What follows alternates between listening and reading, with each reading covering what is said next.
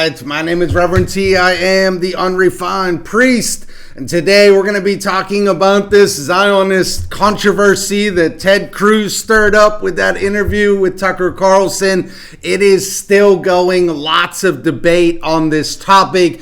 And right now, I think one of the things that we need to figure out is where is that influence coming from into the White House, and root that out as quickly as possible. This is not biblical. This is not Orthodox Christian theology. This is bad Christian theology.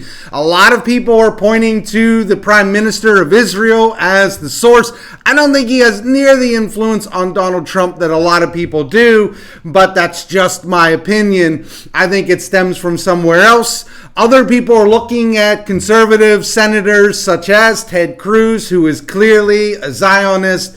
But again, I don't think that Ted Cruz or the other senators have nearly that much influence on Donald Trump. I think it all comes down to one person who has tremendous influence on Donald Trump, and that is Paula White, who is the senior advisor of the White House Faith Office. Look, let me say up front, I am a supporter of Donald Trump. I don't love everything that he does. I don't love everything that he says.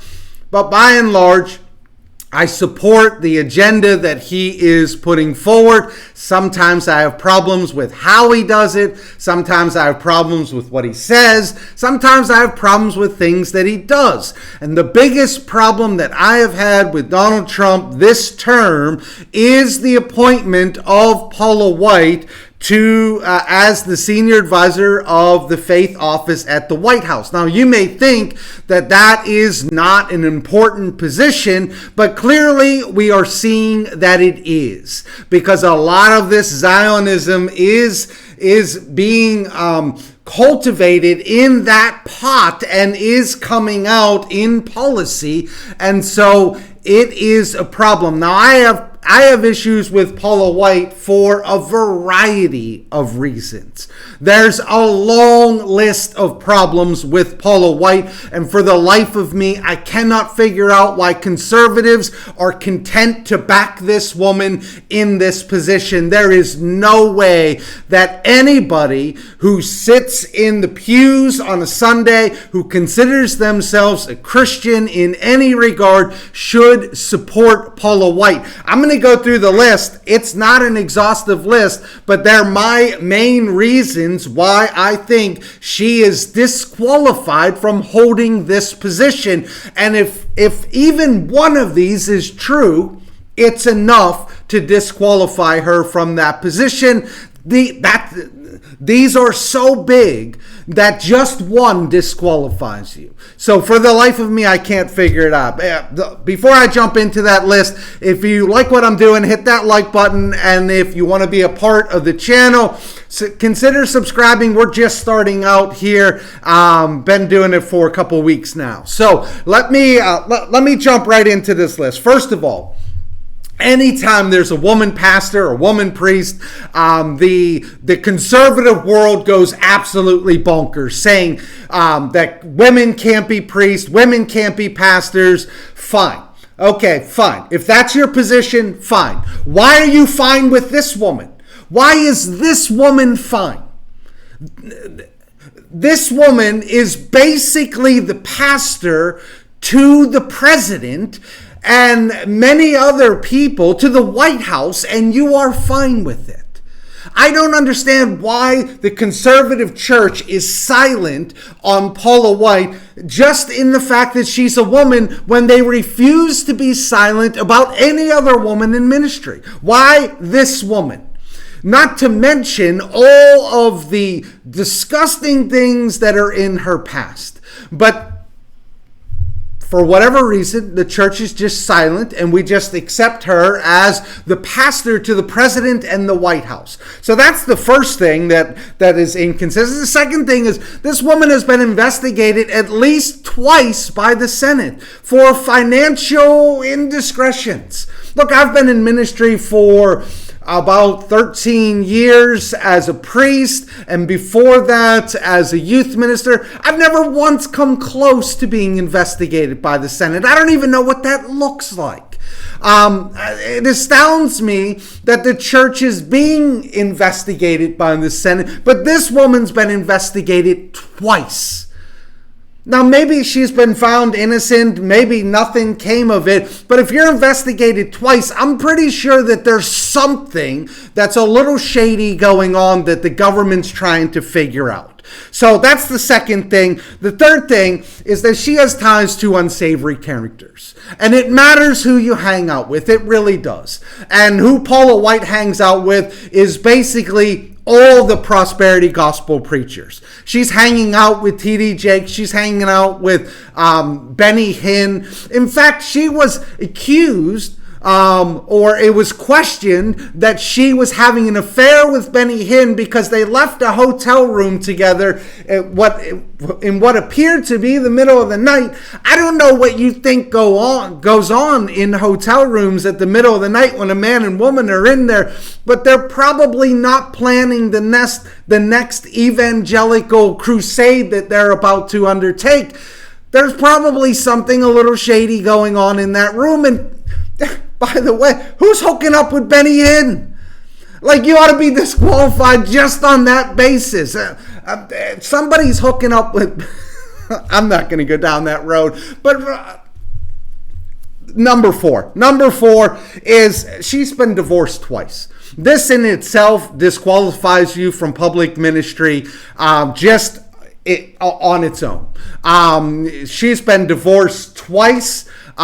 She's in her third marriage, and this is something that conservative Christians have taken seriously and do take seriously with other ministers, but for Paula White, we just look the other way. It's not one divorce. It's not two marriages. She's been married 3 times, divorced twice, and we just look the other way. This disqualifies you from public ministry. Doesn't disqualify you from being a Christian. Doesn't disqualify you from ministering in your church. Doesn't disqualify you, contrary to the Roman Catholic Church, from receiving communion. It doesn't disqualify you from many things, but it does disqualify you from public ministry. It does disqualify you from being a pastor or a priest in a church. At least it disqualifies you from being the head pastor and the head priest in a church. That it certainly does, and we just look the other way. In addition to that, there's this weird video where her husband starts talking about porn in a positive way on stage with her and seems to be promoting porn. And I know that she did come out and say, hey, well, we don't want to promote porn, but if your husband's on stage essentially promoting porn, I'm pretty sure that you're engaging in the use of porn, which is something that the church has been against, and the culture is beginning to be aware of the dangers and problems with porn. So again, another weird thing that comes out with Paula White, she herself is a prosperity gospel preacher. It's not just that she hangs out with these people. She herself is a prosperity gospel preacher. You can go on YouTube and you can see the long list of videos of her asking people for money. Send me $1,000. Send me this. Look, if you're doing ministry and you're asking people for money, I support that. I believe that the people should put their money into ministry, but what you see with these prosperity gospel preachers is you see the lifestyle behind it, and you see where the money is actually going. It's not going to help the poor. It's not going to set up soup kitchens or to get women and children out of being trafficked. It's not going to promote the church. What it's going towards is their own lifestyle. They're driving in luxury cars. They have these big giant mansions, multiples in several different cities.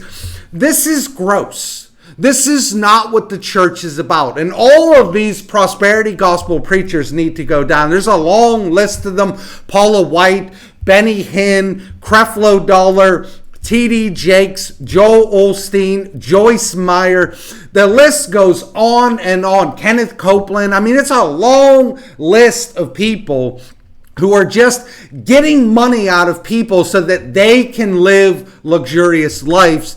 This is not what the church is about. The church needs to really come against this much stronger than it is. We just sit in our own corners and we say, yeah, that's naughty, but we don't actually do anything about it. It's time for the church to rise up against these people. So the prosperity gospel. And then the last thing that I want to bring up is Zionism. She is clearly a Zionist. This is her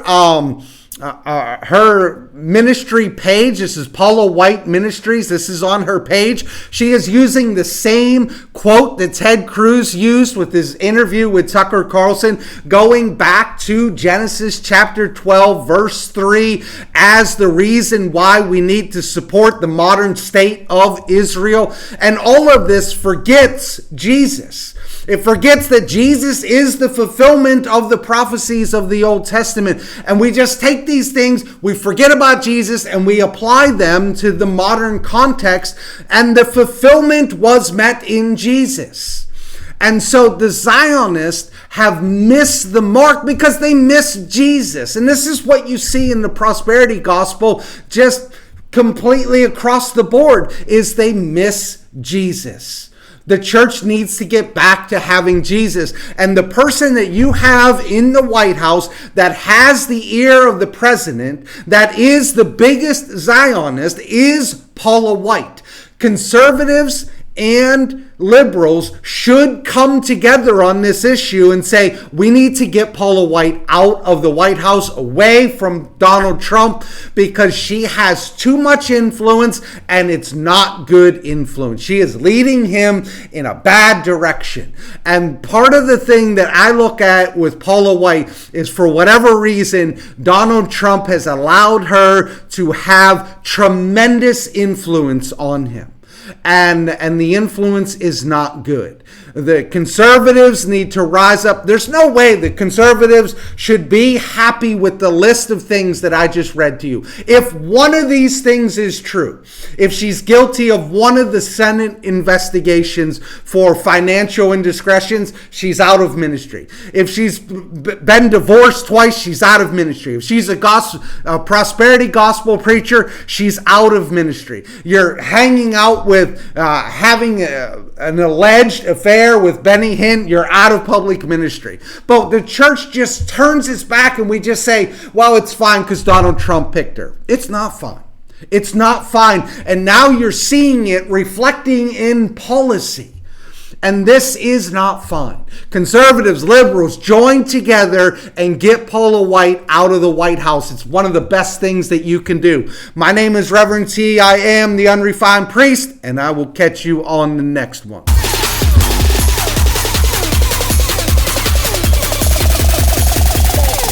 Turn it on.